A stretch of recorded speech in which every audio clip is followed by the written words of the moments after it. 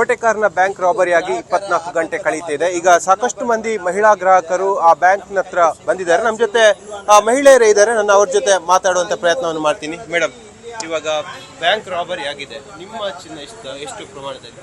ನಮ್ದು 10 ಪೌಂಡ್ನ ಚಿನ್ನ ಉಂಟಿಲ್ಲಿ, 5 ಲಕ್ಷ ನಾವು ತೆಗೆದಿದ್ದೇವೆ. ಆಗಿರುವಾಗ ನಮಗೆ ಎಲ್ಲ ಅದರ ಬಡ್ಡಿ ಸಮೇತ ನಮ್ಮ ಹಣ ಕೊಡಬೇಕು. ಅವರ ಹಣ ನಾವು 5 ಲಕ್ಷ ನಾವು ಕೊಡ್ತೇವೆ. ಅದಕ್ಕೆ ನಮಗೆ ಚಿನ್ನ ತೆಗೆಯುವಾಗ ನಮಗೆ ಎಲ್ಲ ಅದರ ಮೇಕಿಂಗ್ ಚಾರ್ಜ್ ಎಲ್ಲ ಆಗ್ತದೆ. ಅದನ್ನು ಎಲ್ಲ ಒಟ್ಟಿಗೆ ನಮಗೆ ಇಟ್ಟು ಕೊಡಬೇಕು. ಖಾಲಿ ನಮ್ಮ ಚಿನ್ನ ಕೊಡ್ತೇವೆ ಹಾಗೆ ಹೇಳಿದ್ರೆಲ್ಲ, ನಮ್ಮ ಚಿನ್ನವೇ ಕೊಡಬೇಕು. ಇಲ್ಲದಿದ್ದರೆ ಹೊಸ ತೆಗೆದು ಕೊಡುವಾಗ ಮೇಕಿಂಗ್ ಚಾರ್ಜ್ ಸಮೇತ ನಮ್ಮ ಹಣ ಕೊಡಬೇಕು. ನೀವು ಯಾವಾಗ ಇಟ್ಟಿದ್ರಿ? ಇವಾಗ ಏನು ಹೇಳ್ತಿದ್ದಾರೆ ಬ್ಯಾಂಕ್ನವರು? ನಾವು ಮೊನ್ನೆ ಇವತ್ತು ಶನಿವಾರ ಅಲ್ಲ, ಸೋಮವಾರ ನಾವೊಂದು ಪುನಃ ಇಟ್ಟು ಹೋಗಿದ್ದೇನೆ. ಅದು 52 ಲಕ್ಷ. ಆಗ ಅವರು ಮ್ಯಾನೇಜರ್ ಬ್ಯಾಂಕ್ನ ಇವರು ಕೇಳಿದ್ರು, ಚಿನ್ನ ಇಡುವವರು, ನಿಮಗೆ ಎಷ್ಟು ಬೇಕು? 75,000 ಬೇಕಂತ. ನಾ ಹೇಳಿದೆ ಬೇಡ, ನನಗೆ 50,000 ಅಗತ್ಯ ಇರುವುದು, 52,000 ಮೇಗೆ ಚಾರ್ಜ್ ಕಟ್ಟಾಗಿ. ಹಾಗೆ 52,000 ಕೊಟ್ಟಿದ್ದಾರೆ. ಮತ್ತೆ ಎಲ್ಲಕ್ಕೆ ಸಹ ಫುಲ್ಲು ನಾವು ಅಮೌಂಟ್ ತೆಗಲಿಲ್ಲ. ಇಟ್ಟ ಚಿನ್ನದಲ್ಲಿ ಸ್ವಲ್ಪ ಇದೆ, ಅಲ್ಲಿ ಇಟ್ಟೇ ನಾವು ತೆಗೆದೆವು. ಅದಕ್ಕೆ ಸರಿಯಾಗಿ ಕೊಡ್ಬೇಕು ಅಂತ ನಾವು ಹೇಳಲಿಲ್ಲ. ಈಗ ಎಂತ ಹೇಳ್ತಾರೆ ಬ್ಯಾಂಕ್ನವರು? ಈಗ ಬ್ಯಾಂಕ್ನವರು ನಮಗೆ ಮಾತನಾಡಲಿಕ್ಕೆ ಸಿಗಲಿಲ್ಲ, ಮಾತನಾಡಲಿಕ್ಕೆ ಇಲ್ಲ ನಾವು.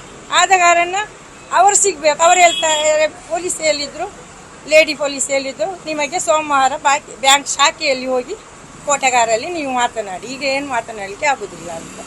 ಹಾಗೆ ನಾವು ಮಾತನಾಡಲಿಕ್ಕೆ ನಮ್ಗೆ ಆಗುದಿಲ್ಲ, ಪರ್ಮಿಷನ್ ಇಲ್ಲ. ಈಗ ಎಂತ ಹೇಳ್ತೀರಿ? ಎಲ್ಲರೂ ಇರುವಾಗ ಮಧ್ಯಾಹ್ನ ಈ ತರ ಆಗಿರುವಂತದ್ದು, ನಿಮ್ಮ ಚಿನ್ನವೆಲ್ಲ ಕತ್ಕೊಂಡು ಹೋಗಿದ್ದಾರೆ, ಏನ್ ಹೇಳ್ತೀರಿ? ಅದೇ ನಮ್ದೇ ಚಿನ್ನ ಎಲ್ಲ ಮುಸ್ಲಿಂ ಸಮುದಾಯದ್ದು, ಹಿಂದೂ, ಕ್ರಿಶ್ಚಿಯನ್ ಎಲ್ಲರದ್ದು ಚಿನ್ನ ಉಂಟು, ಎಲ್ಲರದ್ದು ಸಹ ಕೊಂಡೋಗಿದ್ದಾರೆ. ಆದರೆ ಸಹ ಅದೇನು ಬ್ಯಾಂಕ್, ಇದೇ ಬ್ಯಾಂಕಿನಿಂದ ಲೂಟಿ ಆಗುದು.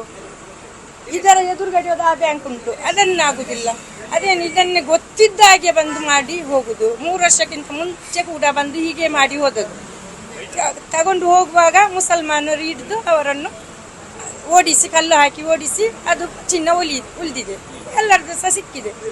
ಇದು ಹಾಗೆ ನಮಗೆ ನಮ್ಮ ಚಿನ್ನ ಕೊಡಬೇಕು ಅಂದ್ರೆ ಇದು ಲೂಟಿ ಮಾಡಿ ಹೋಗಿ ಆಗಿದೆ. ಹೋಗಿ ಆದದನ್ನು ನಮಗೆ ಸಿಗ್ಲೇಬೇಕಲ್ಲ. ಅದು ಅಲ್ಲದೆ 4 ನಿಮಿಷದಲ್ಲಿ ಆದ ಕೆಲಸಂತೆ. 4 ನಿಮಿಷದಲ್ಲಿ ಒಬ್ಬನಿಗೆ ಚೀಲ ತೆಗಿಲಿಕ್ಕೆ ಟೈಮ್ ಉಂಟಾ, ಸಮಯ ಉಂಟಾ? ಒಂದು ಬ್ಯಾಗ್ ತೆಗೆದು ಚಿನ್ನ ಹಾಕುವಂತ 4 ನಿಮಿಷದಲ್ಲಿ ಎಷ್ಟು ಸಮಯ? ಇಲ್ಲಿಂದ ಹತ್ತಿ ಹೋಗ್ಲಿಕ್ಕೆ ಟೈಮ್ ಇಲ್ಲ. ಇಲ್ಲಿಂದ ಹತ್ತಿ ಹೋಗುವಾಗ 5 ನಿಮಿಷ ಹಿಡಿತದೆ. ಒಳಗೆ ಹೋಗಿ ಶಾಖೆಯಿಂದ ಪಿಸ್ತೂಲ್ ತೋರಿಸಿ, ಗಣ್ಣು ತೋರಿಸಿ ತೆಗೆಯುವಾಗ 10 ನಿಮಿಷ ಟೈಮ್ ಅದಕ್ಕೆ ಹಿಡಿತದ. ಅವರನ್ನು ಹೆದರಿಸುವಾಗ, ಒಂದು ಮೂಲೆಗೆ ಹಾಕುವಾಗ, ಅದರ ನಂತರ ಅವರ ಕೈಯಿಂದ ಲಾಕ್ ತೆಗೆಯುವಾಗ 5 ನಿಮಿಷ ಹಿಡಿತದ.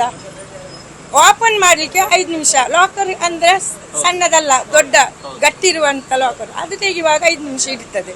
ಅಲ್ಲಿಗೆ ಎಷ್ಟು ಆಯ್ತು? 20 ನಿಮಿಷ ಆಯ್ತಾ? ಅದನ್ನು ಬ್ಯಾಗಿಗೆ ಹಾಕುವಾಗ 10 ನಿಮಿಷ ಹಿಡಿತದ. ನಮಗೆ ಒಂದು ಬ್ಯಾಂಕಿಗೆ ಶಾಪ್ನಿಗೆ ಬಂದ್ರೆ ಚಿನ್ನ ಬಿಡಿಸುವಾಗ 1 ಗಂಟೆ ಟೈಮ್ ತೆಗಿತಾರೆ ಇವರು. ಈಗ ಅವರು ಚಿನ್ನವನ್ನು ತೊಟ್ಟೆಗೆ ಹಾಕಿದ್ದಾರೆ ಅಂತ ಹೇಳ್ತಾರೆ ಪ್ರದರ್ಶಿ. ತೊಟ್ಟೆಗೆ ಹಾಕುವಾಗ ಅದಕ್ಕೆ ಅರ್ಧ ಗಂಟೆ ಹಿಡಿಬೇಕಾ? 1-2 ಚಿನ್ನ ಅಲ್ಲ, 30 kg ಅಷ್ಟು ಚಿನ್ನ ಹಾಕುವಾಗ ಅದಕ್ಕೆ 1/4 ಗಂಟೆ ಟೈಮ್ ಆದರೂ ಬೇಕು. ಹಣವನ್ನು ಸಹ ಚೀಲದಿಂದ ಬ್ಯಾಗಿನಿಂದ ಕೆಳಗೆ ತರುವಾಗ 10 ನಿಮಿಷ ಹಿಡಿತದೆ. ಆ ಟೈಮ್ ಈ 4 ನಿಮಿಷ ಹೇಗೆ ಅದು ಆದದ್ದು? ನಾವು ತುಂಬಿಸಿಟ್ಟ ಸಾಮಾನು ತೆಗಲಿಕ್ಕೆ ಅಕ್ಕಿ ಚೀಲದನ್ನು ತುಂಬಿಸಿಟ್ಟಾಗೆ ಇಟ್ಟು ಬಿಟ್ಟರೆ ಕೊಂಡೋಗ್ಲಿಕ್ಕೆ 5-10 ನಿಮಿಷದಲ್ಲಿ ಆಗ್ತದೆ. ತುಂಬಿಸದೆ ಹೋಗಿ ತುಂಬಿಸುವಾಗ ಈ 5 ನಿಮಿಷದಲ್ಲಿ ಹೇಗೆ ಅವರಿಗೆ ತುಂಬಿಸಿ ಇವರನ್ನು ಎದುರಿಸಿ ಈ ಕೆಲಸ ಎಲ್ಲ ಹೇಗೆ ಆದದ್ದು? ಈಗ ಬ್ಯಾಂಕ್ ಅಧ್ಯಕ್ಷರು ಹೇಳ್ತಾರೆ, ನಮ್ಮಲ್ಲಿ ಇನ್ಶೂರೆನ್ಸ್ ಇದೆ, ಕೊಡ್ತೇವೆ, ಹಣದ ರೂಪದಲ್ಲಿ ಕೊಡ್ತೇವೆ ಅಂತ ಹೇಳಿ, ಏನ್ ಹೇಳ್ತೀರಿ?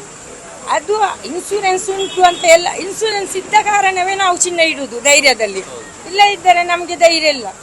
ಧೈರ್ಯದಲ್ಲಿ ನಾವು ಚಿನ್ನ ಇಟ್ಟಿದ್ದೇವೆ, ಆದರೂ ಇನ್ಶೂರೆನ್ಸ್ ಉಂಟು ಅಂತ ಹೇಳ್ತಾರೆ ಅಲ್ಲ.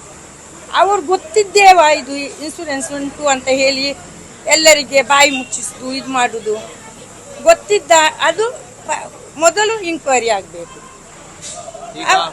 ಈಗ ಆರೋಪಿಗಳನ್ನ ಹಿಡಿಬೇಕು ಅಂತ ಆಗ್ರಹ ಮಾಡ್ತೀವಿ. ನಾವು ಹೇಳುದು ಸತ್ಯ ಆರೋಪಿಗಳನ್ನು ಹಿಡಿಬೇಕು, ಸುಳ್ಳು ಆರೋಪಿಗಳನ್ನು ಹಿಡಿಬಾರ್ದು. ಯಾರನ್ನು ತೋರಿಸಿ ಇವರು ಕದ್ದದಂತ ಹಾಗೆ ಮಾಡಬಾರ್ದು. ಸತ್ಯವೇ ಕಾಣಿಸ್ಬೇಕು, ಕದ್ದವರನ್ನೇ ಸಿಗಬೇಕು. ಕದಿಯದವರನ್ನು ಇವರು ಲೂಟಿ ಮಾಡಿದವರಂತ ಹೇಳಿ ಇದು ಮಾಡಬಾರ್ದು. ಅಮಾಯಕರಿಗೆ ಇದು ಮಾಡಬಾರ್ದು, ನ್ಯಾಯ ಸಿಗ್ಬೇಕು ಸರಿಯಾದ. ನಮ್ಮ ಹೆಸರು ಬೇಡ, ನಾವು ಬ್ಯಾಂಕ್ ಶಾಖೆಯಲ್ಲಿ ನಮ್ಮ ಇದೆಲ್ಲ ಉಂಟು. ಇದು ಬ್ಯಾಂಕ್ ನಲ್ಲಿ ಚಿನ್ನವನ್ನು ಅಡವಿಟ್ಟು ಈಗ ಕಳೆದುಕೊಂಡಂತ ಮಹಿಳೆಯ ಆಕ್ರೋಶದ ಮಾತು. ಕ್ಯಾಮರಾಮ್ಯಾನ್ ನಿಖಿಲ್ ಸುವರ್ಣ ಜೊತೆ ಕಿಶನ್ ಶೆಟ್ಟಿ, ನ್ಯೂಸ್ 18 ಮಂಗಳೂರು. ಕನ್ನಡಿಗರ ನೆಚ್ಚಿನ ನ್ಯೂಸ್ 18 ಕನ್ನಡ ಈಗ ವಾಟ್ಸ್ಆಪ್ ನಲ್ಲೂ ಲಭ್ಯ. ಕರ್ನಾಟಕ, ದೇಶ ವಿದೇಶಗಳ 360 ಡಿಗ್ರಿ ಸುದ್ದಿಯ ವಿವರಗಳನ್ನ ನಿಮ್ಮ ಕೈ ಬೆರಳುಗಳಲ್ಲೇ ಪಡಿಲಿಕ್ಕೆ ಈ QR ಕೋಡ್ ಅನ್ನ ಸ್ಕ್ಯಾನ್ ಮಾಡಿ, ನಮ್ಮ ಚಾನಲ್ ಫಾಲೋ ಮಾಡಿ, ನೋಟಿಫಿಕೇಶನ್ ಆನ್ ಮಾಡಿ.